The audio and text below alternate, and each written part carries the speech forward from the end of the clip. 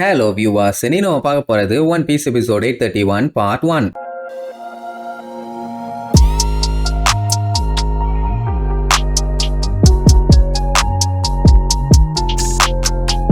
Open பண்ணா அந்த பெரஸ்பெரோங்கிறவன் chocolate escalator ஒன்று உருவாக்குனால அது கம்ப்ளீட்டா உருக ஆரம்பிச்சிருச்சு. குழந்தைங்க எல்லாம் ஜாலியா எடுத்து சாப்பிட்டுட்டு இருக்காங்க. அப்படியே கட் பண்ணா மணமகனரை மணமகளரை அப்படின்னு தனித்தனியா இல்ல ஒரே அறை தான். அவங்க எல்லாம் ரெடி ஆயிட்டாங்க. 12 மணிக்கு வெட்டிங் செரிமோனி ஸ்டார்ட் ஆக போகுது. இவருதான் கல்யாணத்தை நடத்தி வைக்க போறாரு. மோஞ்ச பாத்தீங்களா, ஹோட்டல்ல வட சொல்ற சட்டி மாதிரியே இல்ல. அவரு கல்யாணத்தை பத்தி பேசும்போது சஞ்சய்க்கு உள்ளுக்குள்ள பீதி. ஏன்னா எப்படியும் கல்யாணம் நடக்க போறது இல்ல. கண் எடுத்து மண்டையிலேயே போட போறா. எப்ப வேணாலும் போடுவா. அதனால கொஞ்சம் கேர்ஃபுல்லா தான் இருக்கணும்னு உள்ளுக்குள்ள நடுங்கும். ஆனா வெளியில காட்டிக்க மாட்டான். அவ வேற அப்படியே ஒண்ணும் தெரியாத பப்பா மாதிரியே இருந்தவனே பையன் இன்னும் ஷாக்லயே தான் இருக்கான். இந்த கியூட் அண்ட் சைக்கோம்பாங்கல்ல, அதான் இவ. கட் பண்ணா ஹோல் கேக் சாட்டுவோட ரூஃப் டாப்பா காட்டுறாங்க. சொல்ல போனா அங்கதான் டீ பார்ட்டி நடந்துகிட்டு இருக்குது. செக்யூரிட்டி எல்லாம் பலமா இருக்குது. எவன் வந்தாலும் சரி ஒரே போர்டு தான். பெஜி வந்து டைமிங் காண்டி வெயிட் பண்ணிட்டு இருக்கான். ஆனா அந்த லூஃபி இருக்கானே டோரை திறந்துகிட்டு வந்து நான் ரெடி நீங்க ரெடியான்னு ஏதோ டெலிவிஷன்ல ஷோ நடத்துற மாதிரியே வந்து கேட்பான். டேய் மூடிக்கிட்டு உள்ள போடா, பஞ்சாயத்து பண்ணிட்டு இருக்கான்னு சொன்னா கேட்க மாட்டான். ஏன்னா அந்த இடத்தை சுத்தி எக்கச்சக்க சாப்பாடை குமிச்சு வச்சிருக்காங்கல்ல, அதனால பயலால கண்ட்ரோல் பண்ண முடியல. சரி வயிற்றுக்கிட்ட ஓபன் பண்ணிட்டு வந்துட்டான்னு அங்க உள்ள வச்சு அமுகுனா கண்ணை ஓபன் பண்ணிட்டு வருவான். அதுக்கப்புறம் பாடியில இருக்க எல்லா இடத்தையும் ஓபன் பண்ணி விட்டு விளையாண்டுட்டு இருப்பான். என்னங்கடா பாடி இது செம்ம ஃபன்னா இருக்குதுன்னு. எவ்வளவு பெரிய தாதா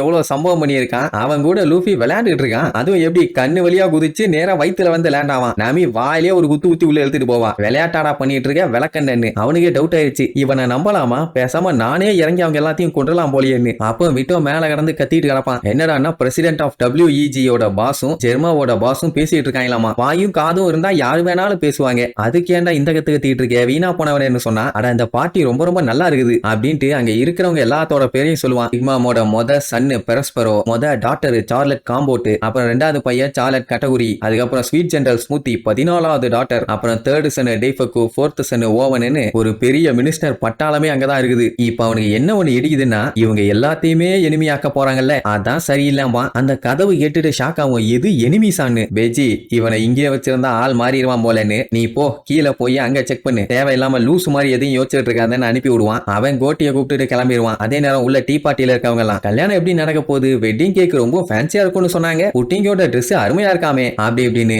என்னென்னலாம் பேச முடியுமோ அப்படி எல்லாம் பேசிட்டு இருப்பாங்க. அப்பதான் பிக் மாமோட அம்மா கார்மலோட போட்டோவை தூக்கிட்டு வருவாங்க. அந்த போட்டோ வரும்போது ஒருத்தன் கூட குறுக்க நிக்கல, எல்லாம் விலகிடுவாங்க. ஏன்னா அதுல ஒரு சின்ன கீரல் பட்டாலும் அவங்க உசுறு நெக்ஸ்ட் மினிட் காத்தோட காத்தா கரைஞ்சிரும். செத்துட்டாங்கன்னு கூட தெரியாது.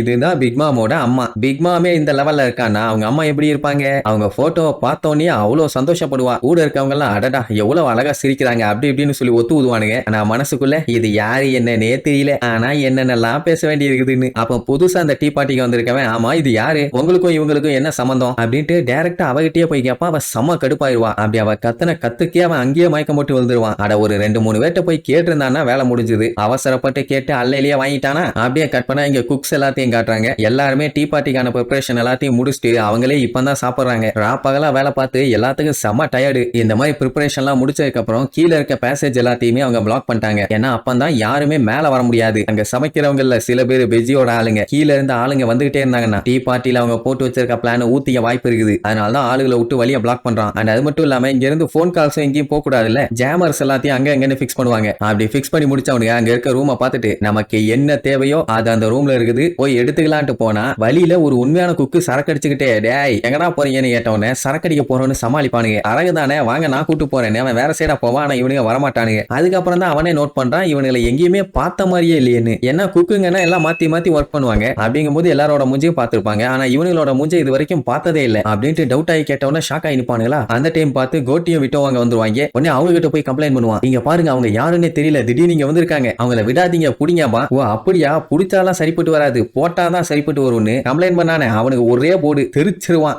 கீழே இப்ப எல்லாத்தையும் கிளியர் பண்ணிட்டாங்க. அப்படியே கட் பண்ணி அந்த டுஃபல்டுன்னு ஒருத்தன் வந்தானே அதான் லோன் ஷார்க் கிங். அவன் பிக் மாமுக்காண்டி ட்ரெஷர் ஒன்று கொண்டு வந்திருப்பான். அவளுக்கு என்ன சந்தோஷம் தாங்க முடியல. அடுத்தது அந்த பிளஷர் குயின் அவ ஒரு கிஃப்ட் கொண்டு வந்திருப்பான். எப்படியா அடுத்தடுத்துன்னு ஏகப்பட்ட பேரு பொட்டி பொட்டியா தூக்கிட்டு வந்திருப்பாங்க. உங்களுக்கு ஒண்ணு பிடிக்கும், நாங்க உங்களுக்காண்டி சூப்பரா ஒண்ணு கொண்டு வந்திருக்கோம், நார்த் சைட்ல கொண்டு வந்திருக்கோம், வெஸ்ட் சைட்ல கொண்டு வந்திருக்கோம், ஈஸ்ட் சைட்ல கொண்டு வந்திருக்கோம்னு அப்படியே கிஃப்ட் எல்லாம் குமியும்னு வைங்க. ஆனா அவங்களுக்கு இதெல்லாம் விட உங்களுக்கு முக்கியமான ஒரு ட்ரெஷர் ஒண்ணு கிடைச்ச கிடைச்சிருக்குன்னு கேள்விப்பட்டேன், உண்மையானு கேட்பாங்க. பரவாயில்லையே, எல்லாம் காதை தீட்டி வச்சுக்கிட்டு வந்திருக்கீங்களேம்பா. அட அந்த டமட்டே பாக்ஸ பத்தி தான் பேசுறாங்க. அது ஆக்சுவலா அண்டர் சீல வாழையடி வாழையா அடுத்தடுத்த ஜெனரேஷனுக்கு அவங்க பாஸ் பண்ணுவாங்க. அதுக்குள்ள இருக்க விஷயம் அண்டர் வாட்டர்ல இருக்க ராயல் ஃபேமிலிஸ் மட்டும் தான் வச்சிருப்பாங்க. அடுத்தடுத்த ஜெனரேஷனுக்கு பாஸ் பண்ணுவாங்க. நியாயமா இப்ப நெப்டியூன் கிட்ட இருக்க வேண்டியது, ஆனா அந்த லூஃபி பைய தூக்கி கொடுக்கும் போது இவ கிட்ட வந்துருச்சு.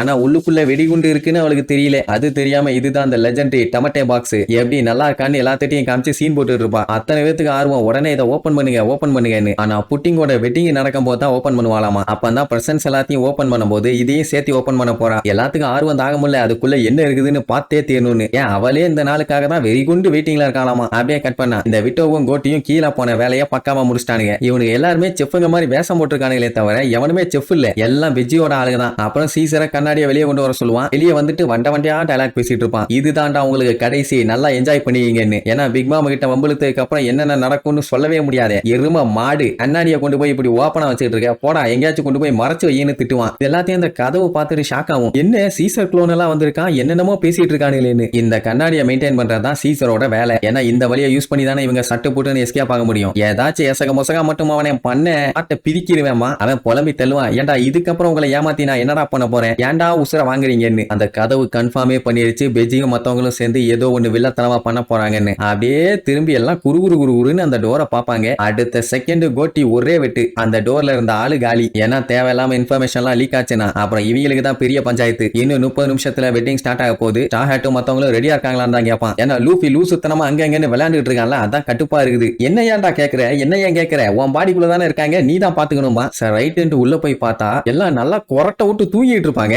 ஐயோ எவ்வளவு பெரிய பிளான போட்டிருக்கோம், எல்லாம் சாலியா தூங்கிட்டு இருக்காங்க. யோ இந்த டைம் நீங்க எல்லாம் ரெடியா இருக்கணும்னு கத்துவானா. நம்ம ஜிம்பை தான் அட கொஞ்ச நேரம் அவங்க தூங்கட்டும், ஃப்ரீயா விடுமா. ஏன்னா இந்த ஐலாண்டுக்கு வந்ததுல இருந்தே அவங்க நிம்மதியா தூங்கல. சொல்ல போனா விடிய சண்டை போட்டுருக்காங்களே. 10 நிமிஷத்துக்கு முன்னாடி நானே எழுப்பி விட்டுருவேன், ஒன்னும் கவலைப்படாதமா. அவன் கட்டுப்பாயிருவான். தேவையில்லாம ஏதாச்சும் குளறுபடி பண்ணாங்க நானே தூக்கி போட்டு மிதிச்சிருவேன்மா. ஜிம்பை அதெல்லாம் ஒன்னாகாது போடா, அதான் நான் பாத்துக்கிட்டு இருக்கேன்ல அடிச்சு பத்தி விட்டுருவான். பெஜியால இவங்க பண்ற அட்டவலியத்தை தாங்க முடியல. இப்ப நம்ம பெஜி ஹாலுக்குள்ள போறான். எல்லாத்தையுமே ரெடியா இருந்துக்க சொல்லுவான். ஏன்னா ஒரு டைம் இவங்க உள்ள போயிட்டாங்கன்னா அதுக்கப்புறம் நம்மளால திரும்பவே முடியாது. வேலையை முடிச்சா மட்டும்தான் எஸ்கேப் ஆக முடியும். இது ஒத்தையடி பாதை. போனா ஒன்னா உசுரை எடுக்கணும், இல்லன்னா உசுறு போயிரும். எல்லாருமே ரெடியா இருக்கீங்கன்னு நான் நம்புறேன்பா. அப்ப சஞ்சய் பயங்கரமா எதையோ யோசிச்சுட்டு இருப்பான். என்ன யோசிக்கிறான்னு தெரியல. வெட்டிங்ல மண்டை போகுமோ இல்ல கொஞ்சம் தள்ளி இருக்க காது போகுமோன்னு பீதி போல. சரி அடுத்து நடக்க போற அலப்பறைகளை அடுத்தடுத்த எபிசோட்ல பார்க்கலாம். டாடா.